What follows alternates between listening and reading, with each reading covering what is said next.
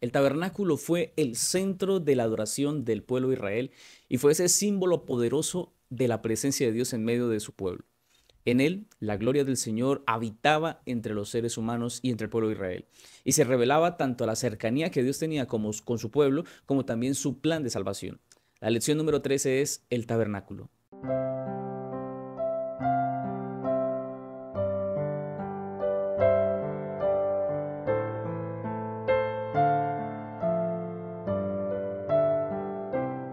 Vamos a tener una palabra de oración para iniciar en este estudio.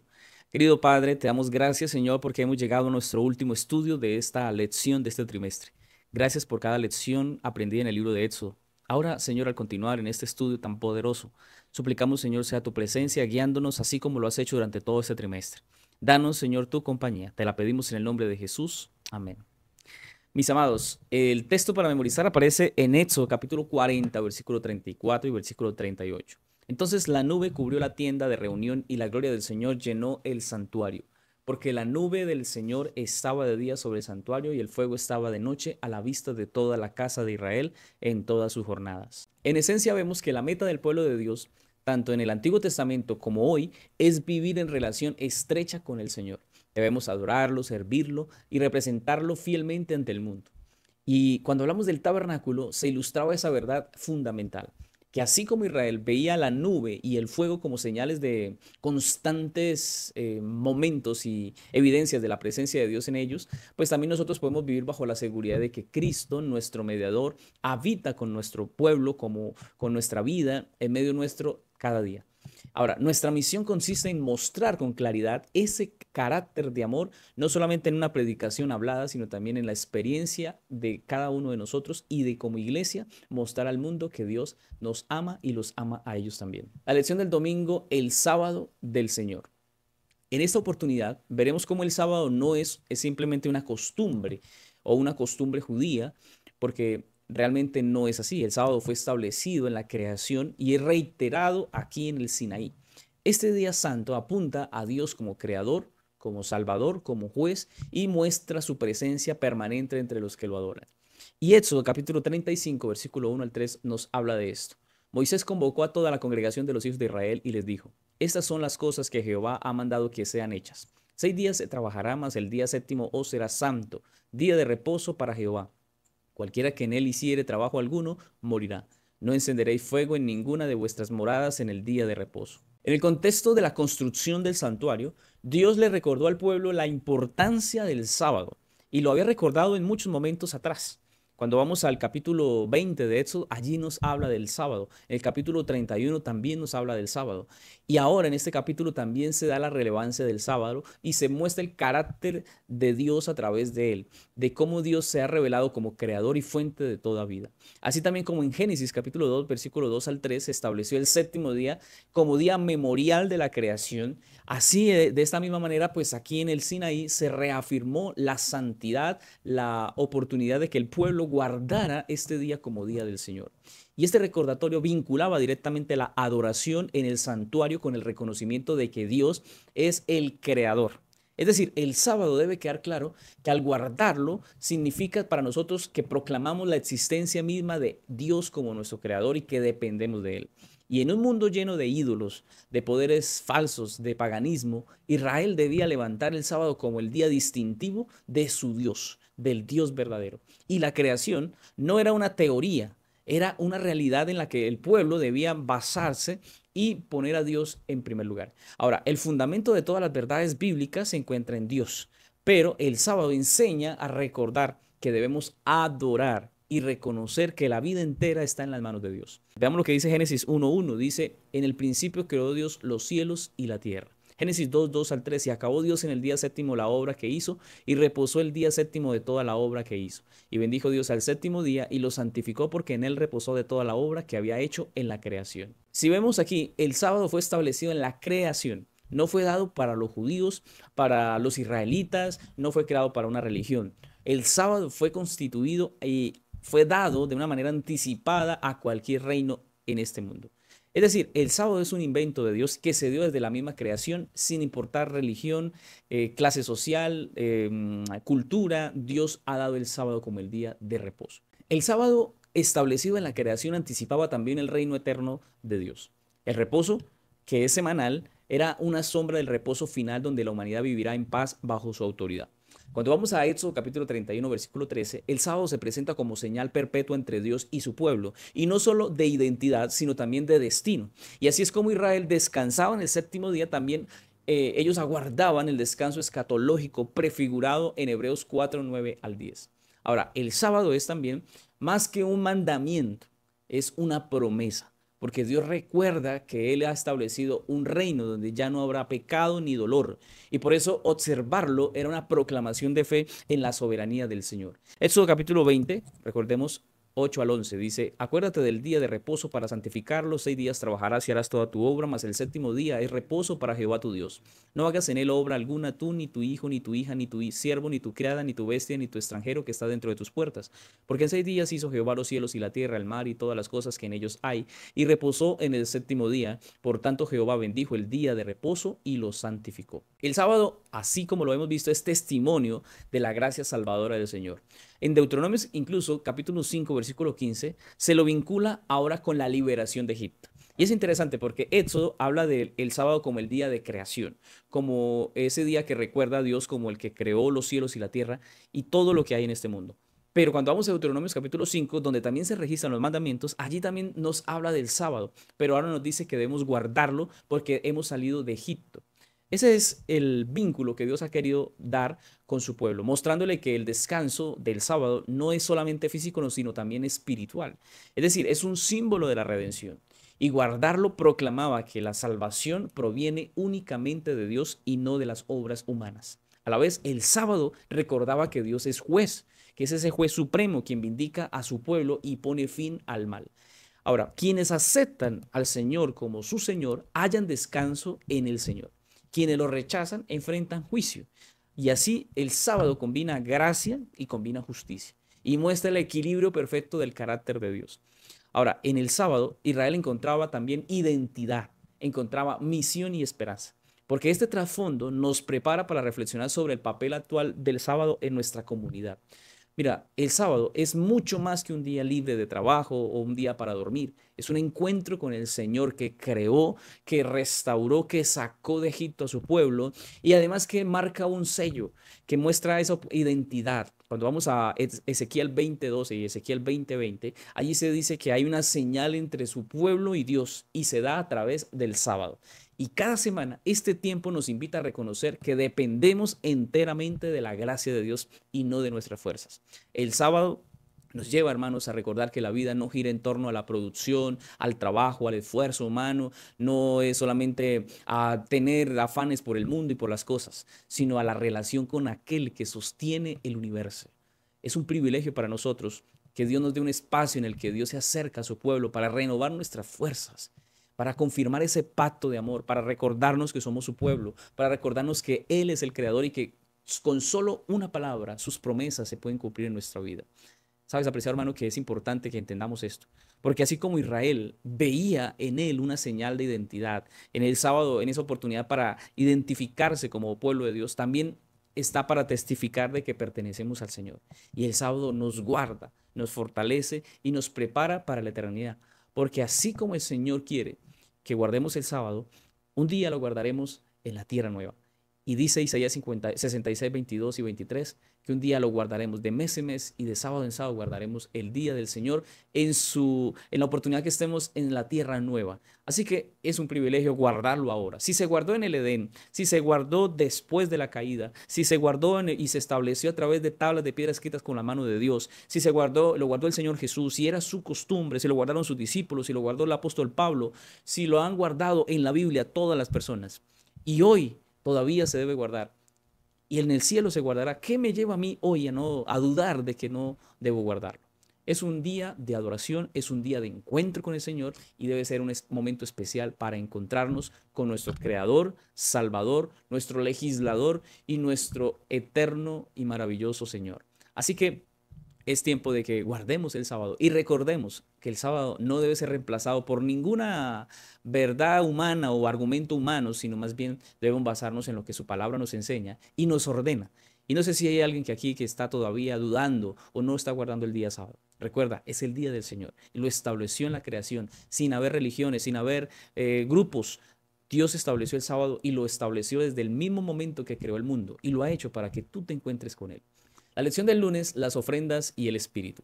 La construcción del tabernáculo fue posible gracias a un pueblo generoso y un pueblo lleno del Espíritu de Dios. Esas ofrendas fueron materiales, pero también fueron talentos artísticos que mostraron gratitud, mostraron obediencia y cooperación. Y revelaron que el servicio a Dios también requiere una entrega no solamente de una parte, sino completa, tanto de recursos como también de habilidades consagradas al Señor. Éxodo 35, versículo 4 al 9 dice, y habló Moisés a toda la congregación de los hijos de Israel, diciendo, esto es lo que Jehová ha mandado. Tomad de entre vosotros ofrenda para Jehová, todo generoso de corazón la traerá a Jehová, oro, plata, bronce, azul, púrpura, carmesí, lino fino, pelo de cabras, pieles de carneros teñidas de rojo, pieles de tejones, madera de acacia, aceite para el alumbrado, especias para el aceite de la unción y para el incienso aromático, y piedras de onis y piedras de engaste para el efod y para el pectoral. Moisés presentó al pueblo la invitación divina para participar de la construcción del tabernáculo. Nadie fue obligado, pues Dios deseaba ofrendas que fueran voluntarias para que reflejaran la gratitud que tenían a Él. Y los israelitas respondieron trayendo oro, plata, bronce, lino fino, pieles, maderas, aceite y otras cosas más. Esas ofrendas no eran simples donaciones, eran actos de adoración, eran una entrega que hacían en expresiones tangibles del agradecimiento por la liberación que Dios había hecho a su pueblo. Lo que habían recibido de los egipcios ahora se convirtió en instrumentos de consagración. Y de esta manera los recursos del pasado se transformaron ahora en símbolos de redención y de servicio. Así, la primera lección es clara. Dar para la obra de Dios debe ser siempre voluntario, debe ser de una manera alegre y debe ser de manera abundante. Ahora veamos cómo también aportaron en el trabajo, en sus talentos. Y mira lo que dice el versículo 10 en adelante. Todo sabio de corazón de entre vosotros vendrá y hará todas las cosas que Jehová ha mandado. El tabernáculo, su tienda, su cubierta, sus corchetes, sus tablas, sus barras, sus columnas y sus basas, el arca y sus varas, el propiciatorio, el velo de la tienda, la mesa y sus varas y todos sus utensilios y el pan de la proposición, el candelero del alumbrado y sus utensilios, sus lámparas y el aceite para el alumbrado, el altar del incienso y sus varas, el aceite de la unción, el incienso aromático, la cortina de la puerta para la entrada del tabernáculo, el altar del holocausto, sus enrejados de bronce y sus varas y todos sus utensilios y la fuente con su base, las cortinas del atrio, sus columnas y sus basas, la cortina de la puerta del atrio, las estacas del tabernáculo y las estacas del atrio y sus cuerdas, las vestiduras del servicio para ministrar en el santuario, las sagradas vestiduras de Aarón, el sacerdote, y las vestiduras de sus hijos para servir en el sacerdocio. Son muchas cosas las que se mencionan aquí, pero lo que hay que decir es que el tabernáculo no se construyó solamente con oro o con piedras preciosas. Se necesitaba de manos dispuestas, de corazones obedientes y talentos consagrados al Señor. Esos talentos debían estar dados para que hombres y mujeres pusieran su experiencia en la costura, en el arte, en la construcción, todo esto para el servicio de Dios. Y hasta los más pequeños detalles, como cuerdas, estacas y cosas en general, pues esto mostraba en esencia un mensaje que Dios quería que se tuviera. Y es que todo talento, cuando se pone en las manos de Dios, por muy sencillo que parezca, se convierte en un ministerio. Y tú dirás, bueno, pastor, ¿cómo así? Bueno, cuando tratamos o hablamos de temas como, por ejemplo, los diáconos o personas que hacen una tarea sencilla, de pronto abrir la iglesia, darle la bienvenida a la iglesia, prender los ventiladores, abrir las ventanas, hacer esas tareas tan aparentemente sencillas que nadie ve, pues pareciera que no es importante, pero sí lo es, porque incluso esas cosas tan sencillas y pequeñas al servicio de Dios, Dios los toma como algo valioso. El Señor, hermanos, no mira solo lo que damos, sino también cómo lo damos y con qué espíritu servimos al Señor. Y aquellos artesanos entendieron que su labor era muy sagrada, y aunque pareciera común, el Espíritu les enseñó que ninguna habilidad es inútil si la usamos para Cristo Jesús. Es importante que entendamos que aquí no es tanto la cantidad, sino la calidad. ¿Cómo lo damos? ¿Cómo estamos o qué tan dispuestos estamos para entregar todo al Señor? Veamos ahora cómo el Señor de igual forma los capacitó. Mira lo que dice en los versículos 30 al 35.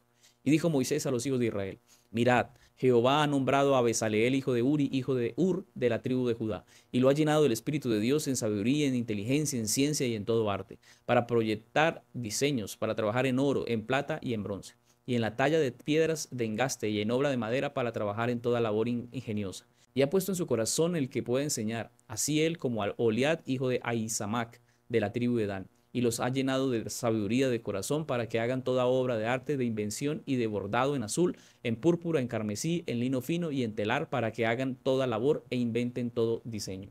Aquí se ven dos personajes importantes, Bezaleel y Aholiab. Ellos fueron llenos del Espíritu de Dios. Pero ¿qué significaba eso para esa labor que pareciera que es común, que es normal, que cualquiera la puede realizar? Pues ellos recibieron sabiduría, recibieron inteligencia y recibieron además creatividad para hacer bien la obra. No fue magia, no fue un poder extraño, no fue que Dios mandara un poder y hiciera todas las cosas. Fue Dios capacitando lo natural para cumplir algo maravilloso. Esa es la obra del Espíritu de Dios, tomar lo común y hacerlo extraordinario. Cuando Él llena tu vida, lo ordinario se transforma en instrumento para su gloria y para su honra. Por eso no somos nosotros, es el poder de Dios. El mismo espíritu que inspiró a los profetas, a líderes, a hombres de Dios para hablar en su nombre, pues también ese mismo espíritu fue derramado sobre artesanos, porque en la obra de Dios no hay tareas pequeñas.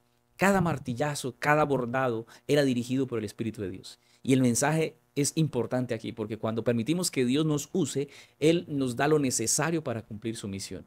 Y qué importante entender esto, porque pareciera que a veces consideramos que hay cosas más importantes que otras en la iglesia, pero no, todo lo que se haga para Dios, todos mis talentos, todo mi servicio dedicado de la mejor forma y entregado con un corazón dispuesto a amar y servir y adorar al Señor, es importante y el Señor lo valora y el Señor nos capacita para que cada vez lo hagamos mejor. Deja a un lado la murmuración, la crítica, porque llegaste temprano y porque te toca abrir la iglesia y porque de pronto no han llegado los hermanos. No te pongas mal, porque tu servicio es para Dios. No te pongas mal si estás haciendo la escuela sabática y resulta que no llegó mucha gente. No te pongas mal, porque Dios ve tu corazón. No importa si de pronto cuando predicas precisamente no viene mucha gente. O cuando estás dando una alabanza, de pronto nadie te dijo amén, o nadie te dijo bravo, o nadie aplaudió. Eso no nos toca a nosotros eso. Porque si lo hacemos, debemos hacerlo de corazón, debemos hacerlo como un acto de adoración y como un acto de servicio al Señor. Y ya el Señor se encargará de cada día moldear nuestra vida, de darnos una recompensa que la recibiremos en el reino de los cielos. Qué importante, hermanos, es que entendamos esto. Porque a veces esperamos el aplauso, esperamos la gratitud, esperamos el reconocimiento, esperamos que nos digan algo bonito, pero no, porque esto es para Dios. Todo esto es para Dios. Y lo que hagamos debe honrarlo a Él. Y debe ser para que el que lleve toda honra, gloria, adoración, reconocimiento, aplauso sea el Señor. Pero mira, ahí continúa la lección porque en Éxodo 36, versículos 5 al 7 dice, y hablaron a Moisés diciendo, el pueblo trae mucho más de lo que se necesita para la obra que Jehová ha mandado que se haga. Entonces Moisés mandó pregonar por el campamento diciendo, ningún hombre ni mujer haga más para la ofrenda del santuario.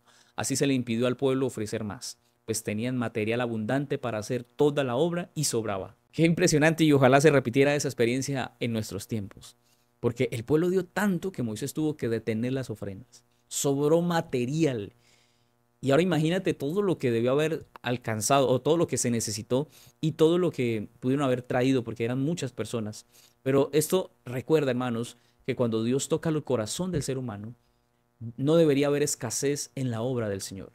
La generosidad, hermanos, no empobrece, más bien enriquece su obra y enriquece nuestra vida. El dar para la causa del Señor, el ayudar para que el Evangelio sea predicado, es algo que debe nacer en nuestro corazón y debe ser una actitud de todos los días, de todo el tiempo. No nos conformemos con dar lo suficiente. Siempre busquemos dar lo necesario e incluso hasta el punto de que sobre. El mismo pueblo que antes murmuraba en el desierto, ahora estaba rebosando de gratitud delante de Dios. Hay un cambio de actitud y un cambio de acción del pueblo. Y se muestra ese contraste que solo la gracia de Dios puede darnos cuando podemos atender al llamado del Señor a obedecerle. Qué lindo ver que la abundancia fue un testimonio de que cuando se entrega todo al Señor, el Señor multiplica lo que nos ha dado. Hoy también necesitamos esa actitud, no dar de sobra, dar de corazón como un acto de adoración. Lo que Dios pide nunca supera lo que Él primero proveyó. Donde hay fe, siempre hay lo suficiente. Así que hermanos, el tabernáculo que se levantó con la alegría de un pueblo obediente, se levantó con ese corazón agradecido. Cuando damos y servimos movidos por el Espíritu del Señor, la obra de Dios va a prosperar. Y sabes, hermano querido, mira, aquí hay algo importante. La generosidad voluntaria y la capacitación del Espíritu de Dios a nosotros para hacer sus cosas, sus obras, sus labores, su tarea, aseguran que siempre habrá abundancia en su misión. Unamos la generosidad y unámoslo con un espíritu correcto a también poder dar capacitados por el Espíritu de Dios. Cuando hagamos esto, hermanos, vamos a ver cómo la obra avanza. Si tenemos un corazón dispuesto, si el Espíritu de Dios nos guía y si somos generosos, siempre va a sobrar. Por eso, hermanos, trabajemos para Dios, hagamos todo lo necesario para ensanchar el reino de Cristo y que Cristo sea predicado en cada rincón de los lugares en donde nos encontremos. Porque al final, el oro, la plata, las pieles, los recursos, lo material se va a acabar, se va a destruir. En algún momento vamos a morir. Y si Dios permite que eso suceda, pues no nos vamos a llevar nada. Pero si usamos las cosas que tenemos para glorificar a Dios, pues vamos a participar del evento maravilloso de ver almas maravillosas venir a los pies de Jesús. Por eso trabajemos abnegadamente, entregando nuestros talentos, entregando nuestros recursos, entregando nuestra disposición, nuestro buen servicio al Señor.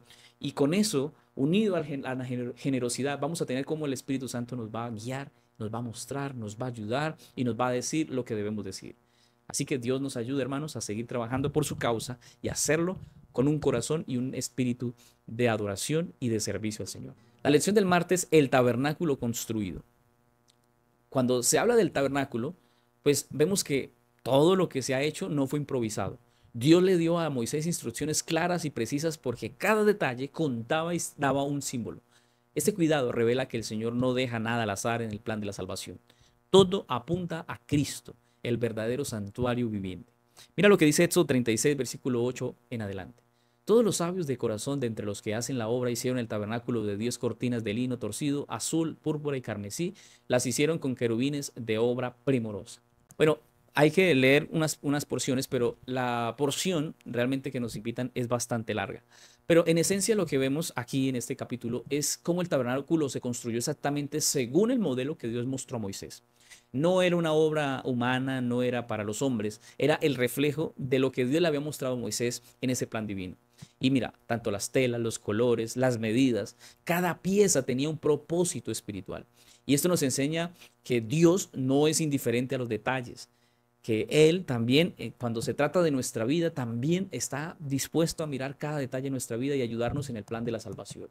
Porque el mismo Dios que dio medidas específicas para el santuario es el mismo que cuida cada paso de nuestra experiencia. Ahora, no quiere confusión, Dios no quiere improvisación en la obra de Dios. El orden del tabernáculo mostraba esa perfección de su carácter. El pueblo aprendía que obedecer no era negociar con lo que les parecía correcto, era seguir lo que Dios había dicho.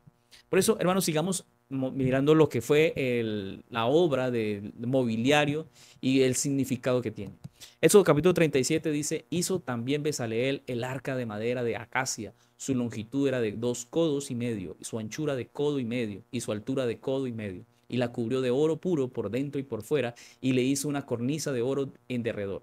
Hizo asimismo el propiciatorio de oro puro, su longitud de 2 codos y medio, y su anchura de codo y medio. Hizo también la mesa de madera de acacia, su longitud de 2 codos, su anchura de 1 codo y de codo y medio su altura. Hizo asimismo el candelero de oro puro, labrado a martillo. Su pie, su caña, sus copas, sus manzanas y sus flores eran de lo mismo. Hizo también el altar del incienso de madera de acacia de 1 codo de longitud y de otro codo de anchura.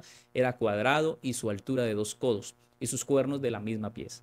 Bueno, aquí en este capítulo se habla mucho de medidas, de codos, de longitudes, pero el arca, tanto la mesa de los panes, el candelabro, el altar del incienso, pues eran especiales para Dios y por eso debían mantenerse y hacerse de una manera cuidadosa. Pero esto estaba dado de manera simbólica para dar lecciones vivas del Evangelio a su pueblo. Y el arca recordaba la presencia de Dios y tanto su ley que estaba dentro de ella, pues tenía una connotación especial, así como la vara y el maná. Pero también estaba la mesa que mostraba la provisión diaria del Señor. También estaba el candelabro que iluminaba como Cristo ilumina. Esa luz que también se proyecta en nuestras vidas para iluminar nosotros a otros. Y el incienso que representaba la oración que sube al cielo. Cada mueble predicaba sin palabras que Dios estaba presente y obrando en favor del pueblo. Los israelitas podían ver con sus ojos lo que más tarde Jesús cumpliría en persona. Dios usó estos símbolos para que entendieran su gracia, entendieran su justicia. Y así el tabernáculo se convirtió en un sermón permanente de la salvación, que todos los días lo encontraban en el centro del pueblo. Y estos servicios y estos trabajos que se hacían en el santuario eran especiales. Pero ahora veamos lo que dice el libro de Éxodo, capítulo 38, versículo 1 en adelante. Igualmente hizo de madera de acacia el altar del holocausto, su longitud de 5 codos y su anchura de otros 5 codos, cuadrado y de 3 codos de altura. E hizo sus cuernos a sus 4 esquinas, los cuales eran de la misma pieza, y los cubrió de bronce. Hizo asimismo todos los utensilios del altar, candeleros, tenazas, tazones, garfios y palas. Todos sus utensilios los hizo de bronce. ¿Sabes que lo que hay que mencionar aquí, que aunque se mencionen una serie de longitudes, medidas y diferentes utensilios, Dios lo que quería dar en esencia era que cada día los sacrificios eran ofrecidos en el altar? La sangre del cordero o la sangre de los animales señalaba al cordero de Dios que quitaría el pecado del mundo.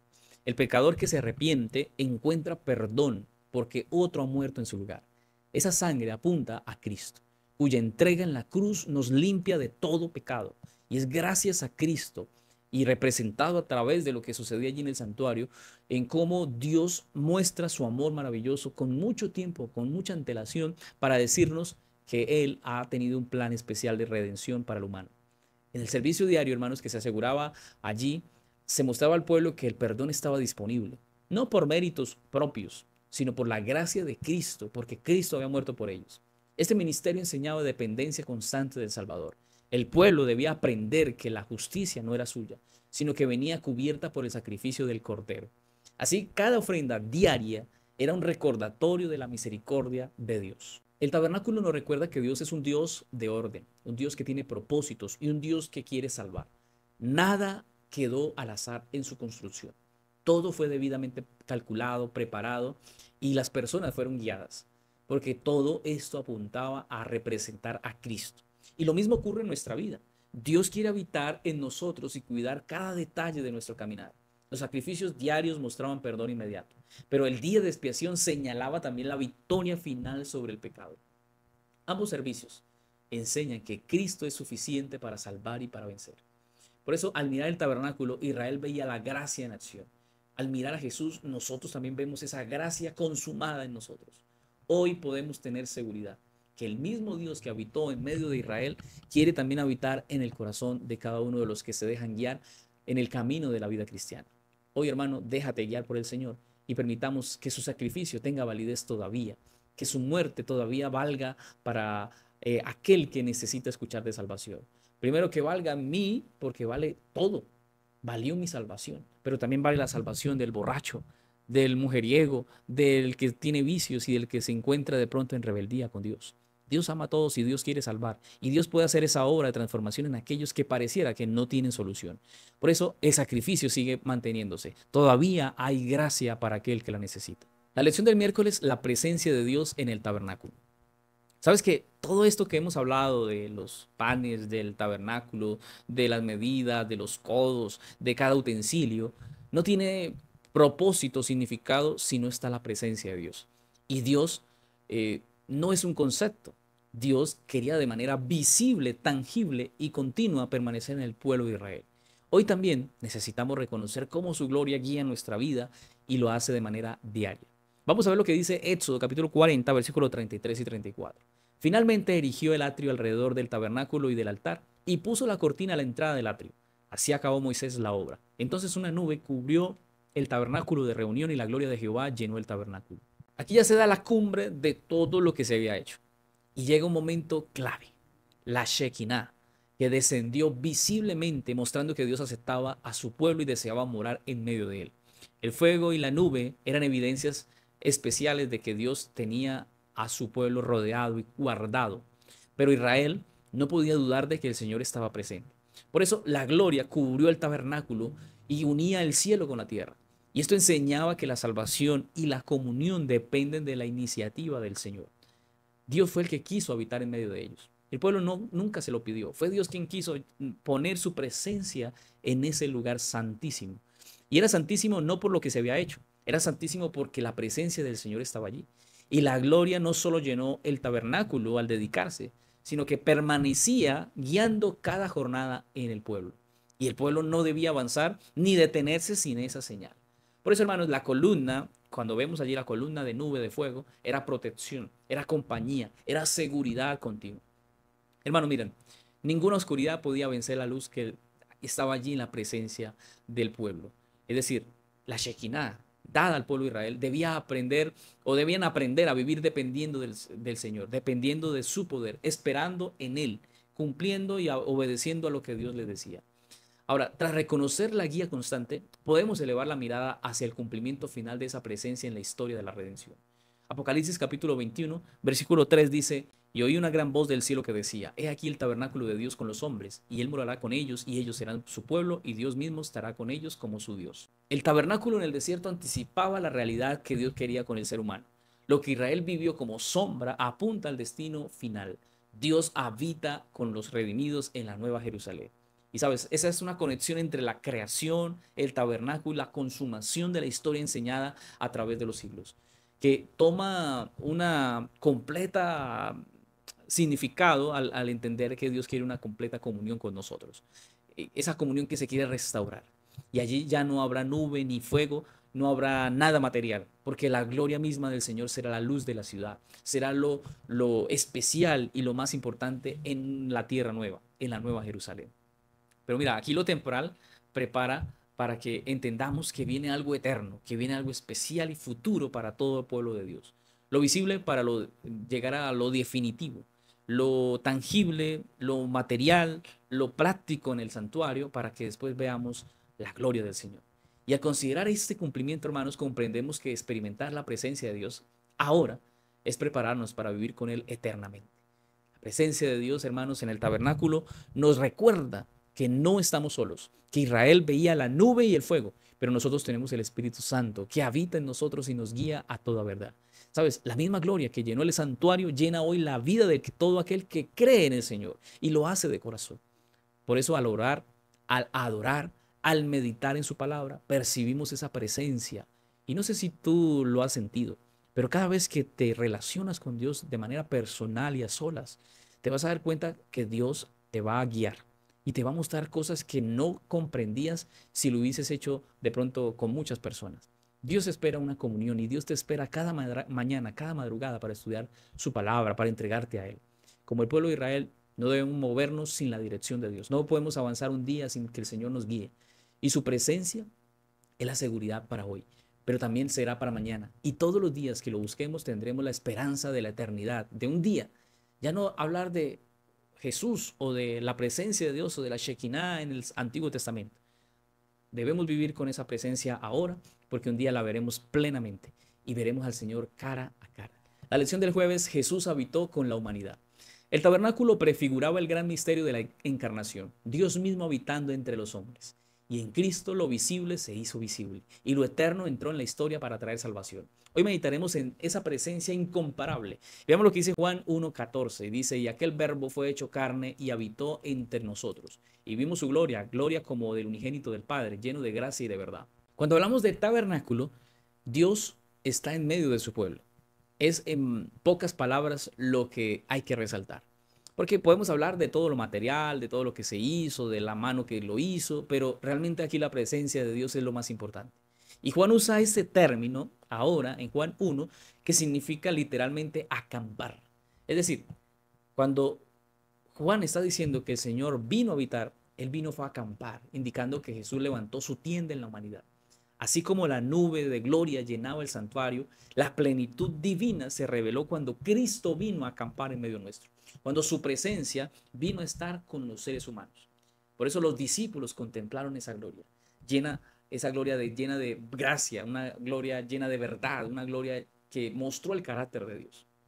Por eso este acto de la encarnación es algo especial, muy importante, porque se muestra la entrega total del Hijo de Dios a nuestra condición. Se encarnó para hacer de la experiencia que deberíamos tener todos los días con Dios algo más cercano. Y esto muestra la condescendencia infinita de Dios, quien eligió compartir su vida con nosotros. Habiendo comprendido esto, hermanos, podemos considerar cómo Cristo prometió esa compañía constante para la iglesia. No es algo solamente del Antiguo Testamento, del Nuevo Testamento, sino que también está para nosotros. Y Mateo capítulo 18, versículo 20 dice, porque donde están dos o tres congregados en mi nombre, allí estoy yo en medio de ellos. quizás si lo miramos de la siguiente manera, pues vamos a sentir que estamos como menos favorecidos. Porque uno podría decir, bueno, cuando al pueblo de Israel le tocó tener la presencia, lo veían, cómo bajaba ese rayo de luz y venía al lugar santo, al lugar santísimo, pues hay seguridad de que Dios está ahí.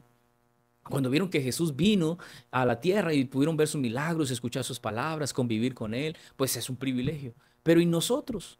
Tú dirás, bueno, pastor, ¿por qué a nosotros no nos toca algo similar para poder darnos cuenta? Bueno, realmente por eso el Señor, cuando vamos a Juan capítulo 17, el Señor ora por ti y por mí. Porque dice, y oro por aquellos que creerán. Y qué importante, por aquellos que creen sin ver. Porque creyendo, pues vamos a permanecer fieles y vamos a confiar más en el Señor. Pero es necesario, tú dirás, pastor, es necesario yo ver. Pero es aquí donde viene algo especial. Porque Dios a nosotros nos va a dar un privilegio importante de que aunque no lo vemos, podemos sentir su obra, su presencia y su deseo de ayudarnos. Y aunque el Señor ascendió, no dejó huérfanos a los suyos. La presencia del Espíritu Santo garantiza que Jesús sigue habitando en medio del pueblo de Dios. Y esta promesa no se limita a grandes multitudes, ni a templos majestuosos, ni a nada especial o grandioso. Lo que el Señor está diciendo es que alcanza a cada reunión, a cada persona, a cada grupo de personas que se reúnen de manera sincera. Y así como el tabernáculo estaba en el centro del campamento, Cristo está en el centro de la iglesia. Cristo está en el centro de cada vida. Y esa compañía es una certeza de que no estamos solos. Con esta esperanza podemos avanzar para ver cómo Cristo toca hoy la puerta del corazón y quiere ser el centro de nuestra vida. Veamos lo que dice Apocalipsis 21, versículo 1 al 3.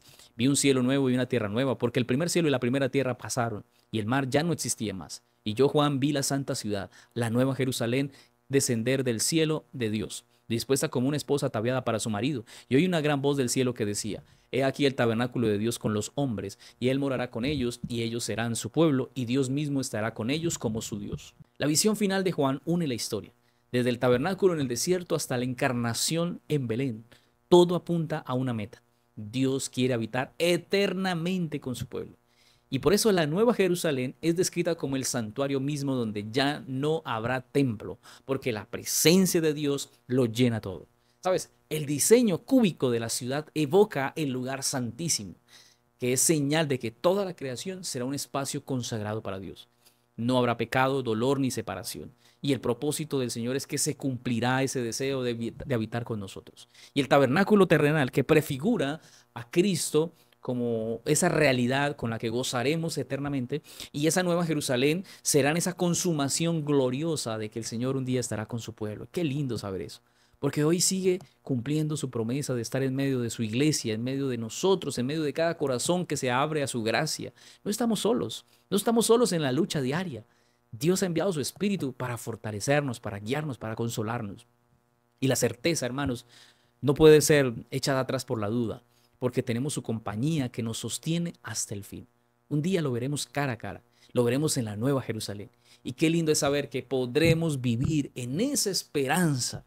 Y esto nos llama, hermanos, a perseverar sabiendo que nuestro destino final es morar para siempre con nuestro Dios. La lección para el viernes, para estudiar y meditar, veremos lo que dice el conflicto de los siglos en la página 502. De este modo, en el servicio del tabernáculo y en el del templo que posteriormente ocupó su lugar, se enseñaba diariamente al pueblo las grandes verdades relativas a la muerte y el ministerio de Cristo. Y una vez al año sus pensamientos eran dirigidos hacia los acontecimientos finales de la gran controversia entre Cristo y Satanás, la purificación del universo del pecado y de pecadores. Así, en general y en detalle, los servicios enseñaban al pueblo las verdades fundamentales del Evangelio. Bueno, aquí vemos cómo el santuario revelaba de forma progresiva la economía de la redención. Cada sacrificio diario enseñaba la sustitución vicaria de Cristo, cuya sangre provee, hermanos, para nosotros expiación inmediata y perdón real. No era un ritual simplemente, era la proclamación pedagógica del Evangelio en símbolos. Y el día de la expiación elevaba la mirada del pueblo hacia un horizonte escatológico, el fin definitivo del pecado en el gran conflicto cósmico. De este modo, hermanos, el santuario conectaba el pasado con el futuro, la cruz con la consumación. Y en él convergen también la muerte, la intercesión y el juicio. Mostrando que el plan de salvación, hermanos, no es improvisar, no fue algo improvisado. Esto viene mucho antes incluso de que el ser humano cayera. Dios ha diseñado un plan eterno. Y así nosotros como creyentes debemos reconocer en Cristo a ese Cordero que fue entregado mucho tiempo antes del pecado. Cristo ya se había ofrecido para morir por el ser humano. Y ese sacrificio hoy es suficiente para darte perdón, para darte nueva vida y para ayudarte a ser un hijo de Dios. Hermano querido, en esta semana hemos aprendido mucho sobre el santuario, pero yo quiero invitarte a que le digas hoy al Señor y en esta semana le digas al Señor, Señor, tú eres mi santuario y mi refugio. Y un día veremos a ese santuario, a ese Señor siendo nuestro refugio, nuestro santuario, quien llenará nuestra vida. Vuelvo y digo, la frase es, tú eres mi santuario y mi refugio. Ponlo allí en los comentarios. Y gracias por acompañarnos. Vamos a orar para finalizar. Querido Padre, gracias una vez más por este estudio que nos recuerda, Señor, que tú eres grande, que tus planes no son improvisados, sino que tú tienes un plan maravilloso con el ser humano. Y en cada detalle del santuario nos has enseñado, Señor, la importancia de obedecerte con nuestros talentos, con nuestros recursos, con nuestra entrega, con nuestro servicio, para que todo lo que hagamos, Señor, en tu nombre sea para honra y gloria tuya. Ayúdanos a desprendernos de la idea de que somos nosotros quienes cantamos bonito, predicamos bonito, o cualquier cosa que hagamos, Señor, que pensemos que es por obra nuestra. Ayúdanos a comprender que todo lo que hacemos, Señor, es para ti. Por eso, Señor, gracias, porque cada sacrificio dado en el santuario nos recuerda, Señor, que tú eres el sacrificio completo y real para nuestra vida y para el perdón de nuestros pecados. Queremos agradecerte, Señor, por todas estas bondades, por tu amor y permitirnos este mensaje para nuestras vidas.